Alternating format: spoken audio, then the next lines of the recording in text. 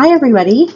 I wanted to come on and tell you a little bit about a good friend of mine who wrote a short story and had it entered into a contest last winter, and she was the runner-up for the contest, and they did an interview on her and other things like that. But I wanted to read you the story because I think that it is a very lovely story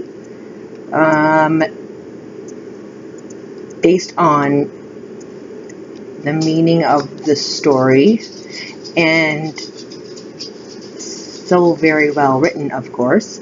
And I wanted to give you the title name and share my friend with you because she is a very good writer, and maybe there will be more stories coming out in the future, and I would hope that you would recall her name and look them up.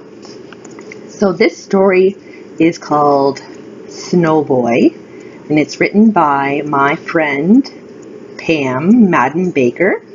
She is a retired teacher now, and I used to work with her in the school board, and we have become very good friends over the years.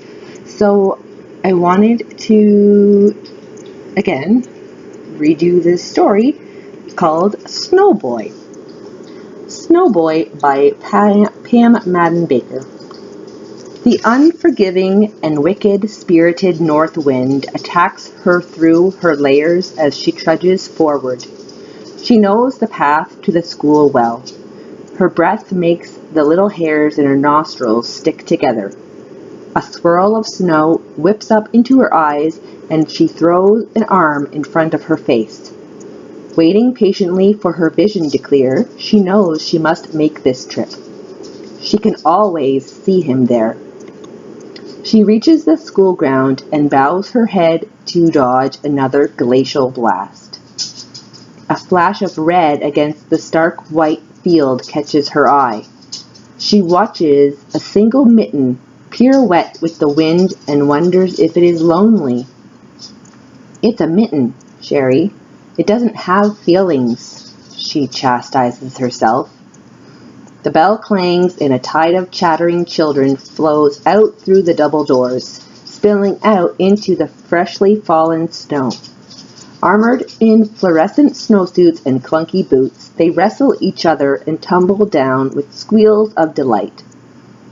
Some lay flat on their backs with arms and legs flying to the sides to create snow angels. Amused parents soon become impatient and beckon their miniature charges, hurrying them off into waiting cars. Sherry closes her eyes and listens to the sounds of chatter and family. Her thoughts float past them. Then he is there. She sees the soft bubblegum pink of his cheeks, and his beaming smile lights his radiant face. He sees her too. He runs to her, arms outstretched for her hug, and she feels the thump of his little body against her own. She can actually smell the damp wool of his toque as he thrusts his face up to hers. "Mommy, I won the Best Student Award. Look!" There is a sparkling gold star on the certificate he thrusts up at her. "That's great, buddy. You are always my best guy." Then he turns away and begins to slip from her. "Wait," she begs. "I have something to tell you." He stops and grins back at her. He giggles. "It's okay, Mommy. I know all about it, and it's okay. I love you." He blows her a kiss, and he is gone.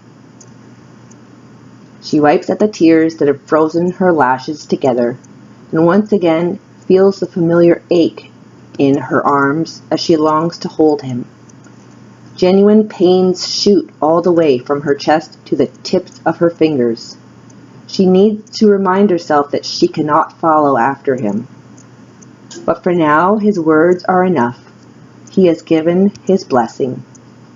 She has not told anyone of her visits with her boy. Sherry has learned from the past. When she was a child and would say she visited her grandma, everyone would look worried and remind her, "Sherry, you know Grandma is dead." Of course she knew that, but how could they not understand that if you really try to feel and listen carefully, you can see her and talk to her? Sherry has not even told her husband about seeing their son. He wouldn't understand, and his worry for her would only cause him more pain. But now she feels promise for their future. Their son has given his blessing. Mercifully, the wind has lessened and a ray of sunshine breaks through the great clouds of the winter sky. The white expanse of the empty yard glitters as the sun reflects on the small, crystalline flakes left gently floating in the air. Despite a stinging frost, she breathes deeply into her lungs. Laying her hands over her slightly swollen belly, she smiles knowing the tiny child inside her is welcomed by her brother. She could never replace her first baby, but like a rainbow, this new life brings hope.